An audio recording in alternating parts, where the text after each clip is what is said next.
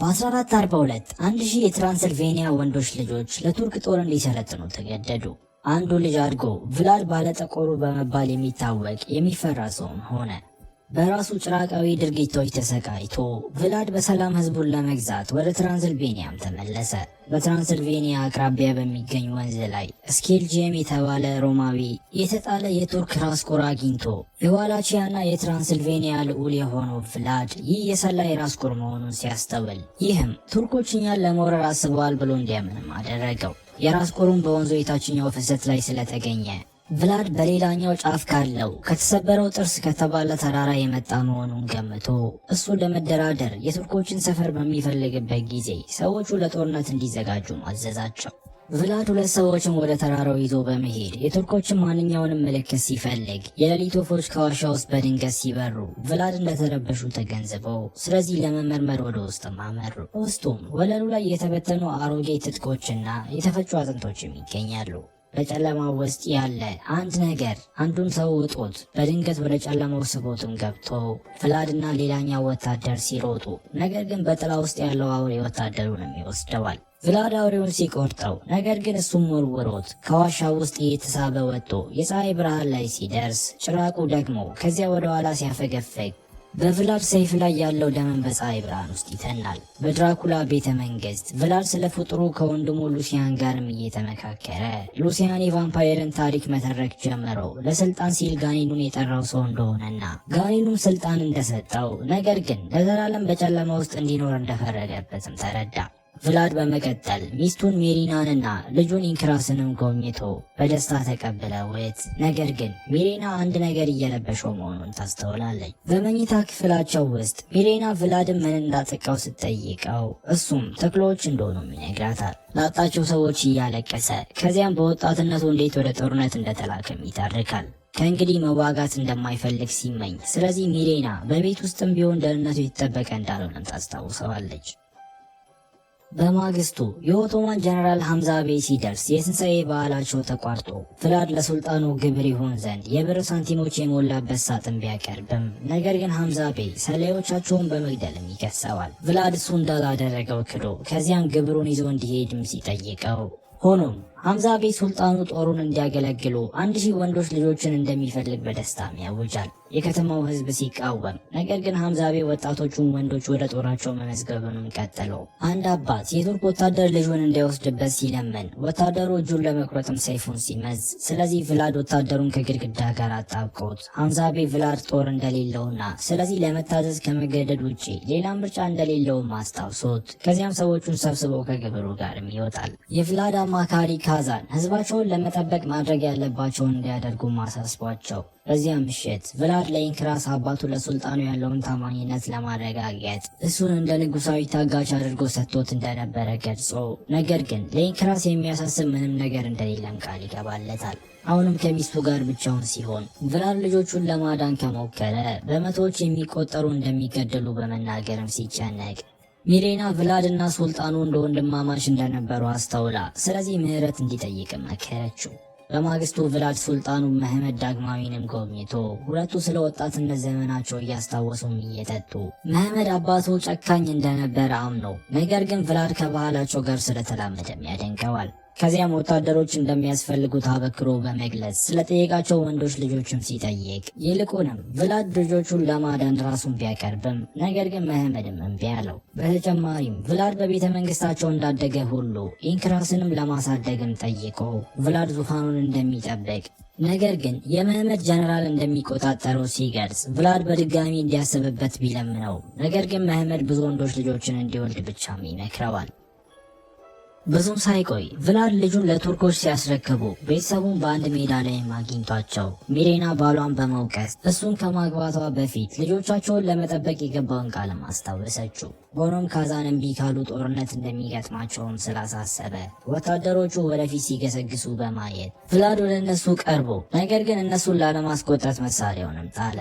የአባቱን ድርጊት ያስተዋለው ኢንክራስ እሱም እንደ አባቱ በቱርክ ሀገር እንደሚተርፍ ቃል በመግባት ለመሄድ በፈቃደኝነትም ተነስቶ ቭላድ ልጁን ለሐምዛ ቤይ ሲያስረክብ እጁንም ይዞት ሐምዛ ቤይ ቭላድ የበለጠ እንደሚቃወም ጠብቆ እንደነበረ ሲጠቁም፣ ይህም ቭላድ ምን እያጣ እንደሆነ እንዲገነዘብ አድርጎት ቭላድም ወዲያውኑ ወደ እናቱ እንዲመለስ ለኢንክራስ በሹክሹክታ ነግሮት ልጁ እንደሮጠ ቭላድ የሐምዛ ቤይን ሰይፍ ሰርቆ ገሏቸው።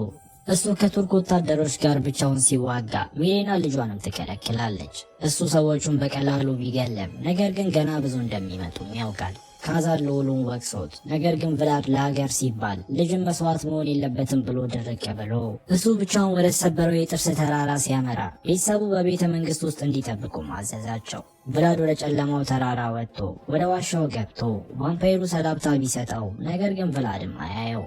ቫምፓይሩ ማንም ሰው ወደ እሱ ተመልሶ መጥቶ አያውቅም ሲል ቭላድም በዋሻ ውስጥ ያሉትን ስፍር ቁጥር የሌላቸውን የሰው አጥንቶች መሰረት በማድረግ ማንም አምልጦ አያውቅም ሲልም ያክላል። ቫምፓይሩ ችቦውን ሲያጠፋው፣ ስለዚህ ቭላድ ምንም ሳይታየው ሴፉን እያወናጨፈ በመጨረሻም ቫምፓይሩ ፊቱን አሳይቶት ሴፉንም ከላዩ ላይ ጥሎት ፍጡሩ ከፍርሃት ይልቅ በሱ ውስጥ ተስፋን እያስተዋለም ይመለከተዋል። ከዚያም የብር ቀለበት ስለሚያስቀይመው ቭላድ እንዲደብቀው ነግሮት ቭላድ ቱርኮች መንግስቱን እያሰጉት እንደሆነ ስለዚህ ህዝቡንና ቤተሰቡን ለማዳን የቫምፓይሩን ስልጣንም ይመኛል። ቫምፓይሩ አፍ ይዞበት ነገር ግን ቭላድ ማን እንደሆነ እንደሚያውቅ በመግለጽ የዲያብሎስ ልጅ ብሎ ሲጠራው ቭላድ የቤተሰቡ ስም ድራኩላ ማለት ድራገን ማለት እንጂ ዲያብሎስ እንዳልሆነም አረመው።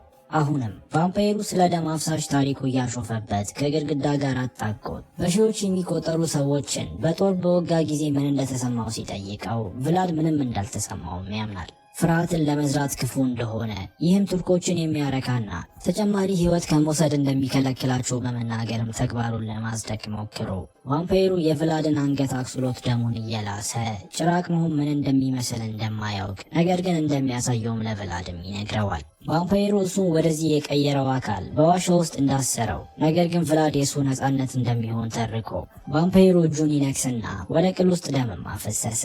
ደሙን እንዲጠጣ ለቭላድ መመሪያ ሰጥቶት ካደረገ ታላቅ ስልጣን እንደሚያገኝ ቃል የገባለት ሲሆን ነገር ግን ለሰው ደም ያለው ጥማት የማይረካም ይሆናል። ለ3 ቀናት ከመጠጣት መቆጠብ ከቻለ እንደገና ሟች ሰው ይሆናል። ካልተሳካለት ግን ሙሉ በሙሉ ተቀይሮ ቫምፓይሩም ነፃነቱን የሚያገኝ ሲሆን እሱም በቀሉን ይወጣልና ቭላድም የእሱ መጠቀሚያም ይሆናል። ይህ ቢሆንም ለቤተሰቡ ሲል ቭላድ ደሙን ጠጥቶት የቭላድ አካል በሚቀየርበት ጊዜ ቫምፓይሩ ፊቱንም ያዞራል። ቭላድ በወንዙ ውስጥ ይነቃና ቆዳው በብር ቀለበቱ እየተቃጠለ አግኝቶት በፍጥነት አውልቆት ለመነሳት እየሞከረ ነገር ግን አንድ ድንጋይ ሲይዝ ድንጋዩም ይፈረካከሳል። እጁ ቢቆስልም ነገር ግን ወዲያውኑ ድኖ የሸረሪቶችንና የሩቅ እንስሳትን ጥቃቅን ድምፆችም እየሰማ እንዲሁም በጫካ ውስጥ ያሉ እያንዳንዱን ህይወት ያላቸው ፍጥረታትን ሙቀትም ይመለከታል። ቭላድ በመቀጠል ቀለበቱን መልሶ እንደ አንገት ሐብል ለማድረግ በክር ላይ ማስሮት በድንገት በሩቁ ፍንዳታዎችን ሲሰማ ስለዚህ ሮጦ በፍጥነቱ ከፍተኛ ደረጃ ላይ ወደ ቀድሞ ቅርጹ ከመመለሱ በፊት ወደ ብዙ የሌሊት ወፎች ተበትኖ ይህንንም ተጠቅሞ ወደ ቤተ መንግስቱ በፍጥነትም ደረሰ። ወደ ቤተ መንግስቱ ሲደርስ መንግስቱ ተከቦም አግኝቶት ከቤተሰቡ ጋር ተገናኝቶም ለፈራው የከተማ ህዝብ ንግግር እያደረገ አንድ ጥሩ ልዑል ሰላምን ለመጠበቅ ሲል ወንዶች ልጆቻቸውን አሳልፈው ይሰጥ እንደነበር ነግሯቸው ነገር ግን እሱ ላለመሸነፍም ቃል ይገባል። መድፎች ቤተ መንግስቱን ሰብረው ሲገቡ ነገር ግን ቭላድ ጦሩን ብቻውን በመጋፈጥ የጠላት ወታደሮች ወደፊት ሲፈጥኑ እሱ መንጋጋዎቹን እያሳየ ወደ እነሱ ይሮጣል። ቭላድ ሰዎቹን እንደ ተፈጥሮ ኃይል እየወረወረ ጦሩን ብቻውንም እየተዋጋ መሳሪያዎቻቸውን ወስዶ ጠላቶቹን እየቆረጠ በመቶዎች የሚቆጠሩትን ብቻውንም ይጋፈጣል። ብዙም ሳይቆይ ከቭላድና ከሬሳዎቹ በስተቀር የጦር ሜዳው ባዶ ሆኖ ወታደሮቹ ቢደርሱም ነገር ግን የሚዋጉት ተጨማሪ ጦርነትም አያገኙም። ቭላድ ለሰዎቹ ያደረገውን እንዳይጠራጠሩ ነገር ግን ደህንነታቸውን ለመጠበቅ እንዳሰበ እንዲያምኑ ነግሯቸው ሆኖም ተጨማሪ ጦሮች እንደሚመጡ ስለሚያውቅ ስለዚህ ህዝቡ በተራሮች ላይ ወደሚገኘው ኮሲያ ገዳም እንዲዛወሩ ማሳሰባቸው። በመንገዳቸው ላይ ድንኳን ተክለው ቭላድ ሰዎቹ ሲበሉ ሲያይም እየተፈተነ ሚሌና እሱን ወደምትጠብቅበት ድንኳኑን ማፈግፈገው ጥንዶቹ እየተሳሳሙ ፍቅር መስራት ጀምረው ነገር ግን ቭላድ ደሟን ለመምጠት ሲፈተን ራሱን አግልሎም ከቦታው ይወጣል። ስኬልጄም በጫካ ውስጥ ሲከተለው አግኝቶት ነገር ግን ስኬልጄም ይልቁንም የሌሊት ወፎችን እየተከተለ እንደሆነ ተናግሮ ቭላድ ወደ ቫምፓይርነት መቀየሩን አውቆ ቢላዋ መዞ ነገር ግን እሱን ከማጥቃት ይልቅ ስኬልጄም የራሱን እጅ ቆርጦ ደም አቅርቦለት የቭላድ አገልጋይ ለመሆን ሲጠይቅ ቭላድ የደሙን ጽዋ ወርውሮት ስኬልጄም ከሱ እንዲርቅም አስጠነቀቀው። በማግስቱ መህመድ የጦር ሜዳው ላይ ደርሶ ወታደሮቹ በጦር ላይ ተሰክተው ማያቸው። ይህ በእንዲህ እንዳለ ሚሌና ስትነቃ ቭላድ ተኮራምቶ አግኝታው እሷም ስትፈትሸው ያለ ሸሚዝ ሆኖ የብር ቀለበት ደረቱ ላይ ያቃጠለውም አገኘችው። ቭላድ ነቅቶ ሚሬና የጦርነት ጠባሳዎቹ እንደጠፉ አይታም ትደነግጣለች። ቭላድ ከተራራው የመጣው ወደ ጭራቅነት ተለውጦ እንደሆነ ተናዞ ይህንን ለማረጋገጥ የፀሐይ ብርሃን ቆዳውን እንዲያቃጥለውም ሲፈቅድ ሚሬናም ለምን እንዳደረገውም እየጠየቀች ጎትታም ታስወጣዋለች። ቭላድ ልጁን ለማዳን እንዳደረገው ተናግረው ጥማቱን ከተቋቋመ በ2 ቀናት ውስጥ ወደ ነበረበት እንደሚመለስም ቃል ይገባል። ቭላድ መሐመድን እየተከላከለ በሚቆይበት ጊዜ ሚሬና የከተማውን ሕዝብ ወደ ገዳሙ እንድትወስድም ነገራት። ቭላድ የመሐመድን ሰዎች ለመፈለግ ወደ ሌሊት ወፎች ከመቀየሩ በፊት ፀሐይ እስክትጠልቅ ድረስ ጠብቆ፣ ሆኖም የመሐመድ ወታደሮች ይልቁንም የከተማውን ሕዝብ ላይ አድብተው ውጊያው ሲቀዘቅዝ ከሰዎቹ አንዱ የሆነው ዲሚትሪ ሚሬናንና ኢንክራስን ወደ ሰላማዊ ቦታ ቢወስዳቸውም ነገር ግን ይያዛሉ። ዲሚትሪ እነሱን ለመጠበቅ ከወታደሮች ጋር ሲዋጋ ለሞት የሚዳርግ ቁስል ደርሶበት ሚሬና ኢንክሪስ እንዲሮጥ መመሪያ ሰጥታው፣ ነገር ግን ወታደሩ እነሱን ከመምታቱ በፊት የሌሊት ወፎቹ ትኩረቱን ከፋፍለውት በገደሉ አቅራቢያ ወደ ኋላ ሲያፈገፍግ ቭላድ በጭራቃዊ ቅርጹ ሲታይ ወታደሩ በፍርሃት ይወድቃል። ዲሚትሪ እሱን በማየቱ በፍርሃት ሲሳብ፣ ነገር ግን ቭላድ እስኪሞት ድረስም አጽናንቶት የዲሚትሪ ደም ቭላድን ቢፈትነው፣ ነገር ግን የልጁን ጩኸት በመስማትም ተቋቁሞ በመጨረሻም የከተማው ሕዝብን ገዳሙ ደረሱ። ሲደርሱ ካዛም ቭላድን ጥሏቸው በመሄዱ ሲወቅሰው፣ ሆኖም ቭላድ ጸጥ አሰኝቶት ሕዝቡን ስለማይጠብቃቸው መጸለዩን እንዲያቆሙ በኃይል ነግሯቸው ይልቁንም ለጦርነት እያዘጋጃቸው። ይህ በእንዲህ እንዳለ መሐመድ ቭላድ ጭራቅ ሆኗል የሚሉትን ወሬዎች ሰምቶ አሁንም ቢሆን ሊሸነፍ እንደሚችል በመተማመን ብዙም ሳይቆይ ጦሩን ወደ ገዳሙ አዘመተ። በገዳሙ ሉሲያን ቭላድ የፀሐይ ብርሃንን ሲያስወግድ አስተውሎ ምን እንደሆነ አውቆ ቭላድን ተከትሎ የብር ሰይፉንም መዞ ሉሲያን ንስሐ እንዲገባ ቭላድን ለመግደል ሐሳብ ሲያቀርብ፣ ነገር ግን ቭላድ እምቢ ብሎ ሉሲያን ድንኳኑን ሰንጥቆ በመክፈት የፀሐይ ብርሃን ቆዳውን እንዴት እንደሚያቃጥለውም ለሕዝቡ በማሳየት ይህን ያየው ሕዝብ በሁላቸው በጥላው ሲደበቅ እነሱም በፍርሃትም ይጮኻሉ። ከዚያም እንዲሞት ሲጮሁ ሚሬና ግን እንዲምሩትም እየለመነች እሱ በውስጥ እያለ ወታደሮቹ ድንኳኑን ሲያቃጥሉት ሚሬናና ኢንክሬስም ከቦታውም ይጎተታሉ።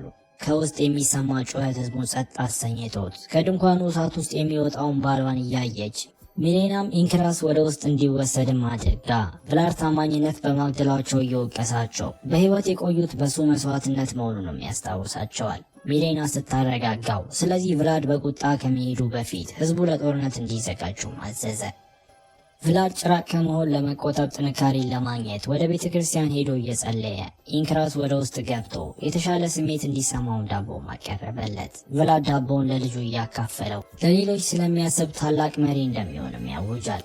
ኢንክራስ ቱርኮች እሱን እንዳይወስዱት ቭላድ እንደከለከለላቸው በማስታወስ የተቀየረው ለዚህ እንደሆነም ሲያምን ቭላድ ለሱ ሲል እንዳደረገውም ተናዞ ካስፈለገ እንደገና እንደሚያደርገውም ያረጋግጥለታል። በምሽት ቭላድ ጦሩን ከሩቅ አይቶ በንጋት ጊዜ ኃይሉን ሲያጣ ጦርነቱን ባለማቆሙም ሲጨነቅ፣ ስለዚህ ሚሬና እስከ መጨረሻው ከጎኑ ሆና ለመዋጋትም ቃል ትገባለች። ልጆቹን ለመጠበቅ የሚችሉትን ማድረጋቸውን አረጋግጣለች። ስለ ፍቅር ጊዜና ስለ ሕይወት ማለፍ የሚናገር ግጥም የሆነውን የጋብቻ ቃለ መሃላቸውንም ታስታውሰዋለች። ጠላታቸው ሲቃረብ ጥንዶቹ እርስ በእርሳቸው እቅፍ ውስጥ መጽናናትን አግኝተው ብዙም ሳይቆይ የኦቶማን ጦር ደርሶ ቭላድ የሌሊት ወፎች ወደ ማማው ሲበሩም አስተውሎ እነሱን መቆጣጠር እንደሚችልም ይገነዘባል። በሱ ትዕዛዝ በሺዎች የሚቆጠሩ የሌሊት ወፎች በገዳሙ ተሰባስበው መሐመድን በጦሩ መካከል ሲያየው የሌሊት ወፎቹን እንዲያጠቁም ይልካቸዋል። የሌሊት ወፎቹ ወታደሮቹን እየመቱ እየጣሉና እየነከሱም እየተጋጯቸው፣ ከዚያም የሌሊት ወፎቹን ሰብስቦ በወታደሮቹ ላይ ማዘንቧቸው። ቭላድ ጦር ሜዳው ላይ ሲደርስ መሐመድ ከፈረሱ ላይ ወድቆ ሆኖም ለማጥቃት ሲንቀሳቀስ አንድ አስመሳይ የሱልጣኑን ትጥቅ እንደለበሰም ተገነዘበ። ከቭላድ ጀርባ አንድ ትንሽ ቡድን በግንባር ቀደምነት ያለውን ጦር እንደ ትኩረት ማዞሪያ በመጠቀም ወደ ገዳሙ ሲገቡ እናያቸዋለን። 3 ወታደሮች ሚሬና ክፍል ሲደርሱ ስለዚህ እሷና ኢንክራስ ሮጠው ወደ ማማው ሲወጡ የመሐመድን ሰዎችም አግኝተው ቭላድ መሐመድን የወታደር ትጥቅ ለብሶ ሲያገኘው አንድ ወታደር ሚሬናን ሲመታት፣ ይህም ከማማው ጫፍ ላይ እንድትንሸራተት አድርጓት የእሷን ጩኸት በመስማት ቭላድ ወደ ሌሊት ወፎች ተበታትነው ወደ እሷ በፍጥነትም ይገሰግሳል። ሚሬና ሙጥኝ ብላ ስትይዝ ቱርኮች ኢንክራስንም ወስደውት ቭላድ በማማው ላይ ያለውን የመጨረሻውን ወታደር ወርውረውት፣ ነገር ግን ሚሬናም ትወድቃለች። ቭላድ እሷን ለመያዝ በከፍተኛ ጉጉት እየተንጠራራ ዘሎ ቭላድ ሳይዛት በፊት ልጁ የእናቱን መውደቅ እያየ መሐመድ ኢንክራስን ወደ ፈረሱም ወሰደው።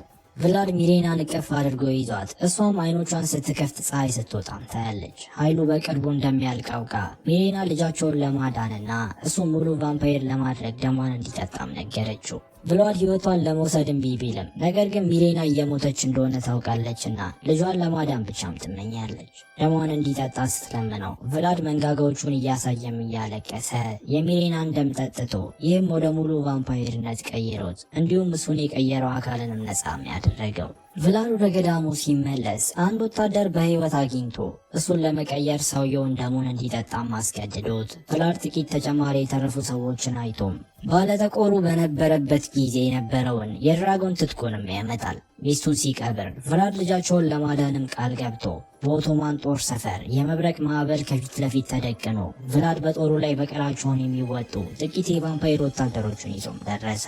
ቫምፓየር የሆነው ካዛን የመህመድን ጀነራል ማርኮ ደሙንም ጠጥቶ የመህመድ ነፍሰ ገዳይ ቭላድን ሲያገኘው ነገር ግን ቭላድ በባንዲራ ምሰሶ ላይ ሰክቶት እዚያም አንዲት ቫምፓየርም ሴትም ትመገብበታለች። ቭላድ ወደ ሱልጣኑ ድንኳን አምርቶ በብር ሳንቲሞች ላይ ቆሞ የብር ሰይፍ የያዘውን መህመድንም ይጋፈጣል። የታሰረው ኢንክራስ አባቱና ሱልጣኑ ሲዋጉም ተመልክቶ በብሩ ምክንያት ቭላድ ቢታገልም ወለሉ ላይ የተደበደበ ይህን ቆዳውንም አቃጠለው። ቭላድ እየደከመ ሲሄድ መህመድም እያሾፈበት ሲዋጉ መህመድ በቭላድ ላይ እንዲዘንብ ተጨማሪ የብር ከረጢቶችን ከፍቶ ይህን ቫምፓየሩን እንዲያጣብቀውና እንዲደበድበው አስቻለው። ኢንክራስ ከሰንሰለቶቹ ጋር እየታገለ ለአባቱ ህይወትም ይለምናል። መህመድ የቭላድን ልብ ለመውጋት የተሰበረ የእንጨት ቁራጭ ሲወስድ ነገር ግን ቭላድ ተከላክሎት ከዚያም ወደ ሌሊት ወፎች ተቀይሮ ከዚያ በፍጥነት ወደ ቀድሞ ተመልሶ መሐመድንም ወግቶት የሱልጣኑን አንገት ከመንገሱ በፊት አሁን እሱ ድራኩላ ወይም የዲያብሎስ ልጅ መሆኑንም ለመህመድም ነገረው። ቭላድ ልጁን ወደ ውጪ ሲወስደው እዚያም የቫምፓየር ጦሩ ተሰብስቦ ካዛን በአዲሱ ጥንካሬው ተደስቷልና ከኢንክራስ በስተቀር ምንም የሰው ልጅ እንዳልቀረ ሪፖርትም ያደርጋል። በድንገት ካዛን የቭላድ ልጅ ትኩረት መሳቢያ ብቻ እንደሆነ ሲጠቁም ቫምፓየሮቹ በዙሪያውም ተሰብስበው ካዛን ኢንክራስን ለማጥቃት ሲንቀሳቀስ ቭላድ ግን ወቅቶት ካዛን በፊታቸው ተበትኖ ቭላድም ልጁን ከሌሎቹም እየተከላከለ በድንገት ሉሲያን ቫምፓየሮቹ የሚፈሩትን የተቀደሰ መስቀል ይዞም ደረሰ።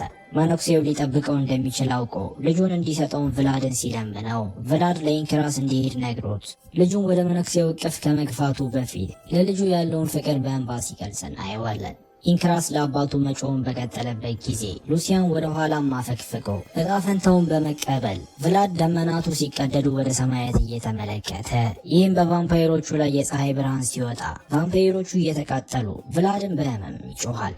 ብዙም ሳይቆይ ኢንክራስ አዲስ ልዑል ሆኖ እየተሾመ ነገር ግን አባቱ ለህዝቡ እንደነበረው ጀግና ሆኖ እንደማይታይ በማሰብም ሲያዝን አይተነው እሱ ሳያውቅ ስኬልጂየም በኦቶማን ሰፈር ውስጥ የቭላድን አካል አግኝቶ እሱም ደሙን ያቀረበለት ሲሆን ይህም ቫምፓየሩን ሕያውም አደረገው። ዘመናት አልፈው ቭላድ ሚሌናን የምትመስል ሴት ወደሚያይበት ዘመናዊቷ ለንደን ውስጥም ይገባል። በመንገድ ላይ ከጋብቻ ቃለ መሃላቸው ያለውን ግጥም ሲያነብ ትኩረቷን ስቦ ሴትዮዋ የምትወደው ግጥም መሆኑን አስተውላ ራሷን ሚና ብላም ታስተዋውቃለች። በአቅራቢያው ከሚገኝ ካፌ ቭላድን ወደ ቫምፓየርነት የቀየረው አካል ከሚና ጋር ሲሽኮረም በሚመለከተውና እነሱንም ሲከተላቸውም እያሳየን ፊልሙ እዚህ ጋር ይጠናቀቃል። እስከ መጨረሻው አብራችሁኝ ስለነበራችሁ አመሰግናለሁ። በቀጣይ ቪዲዮ እስክንገናኝ መልካም ጊዜ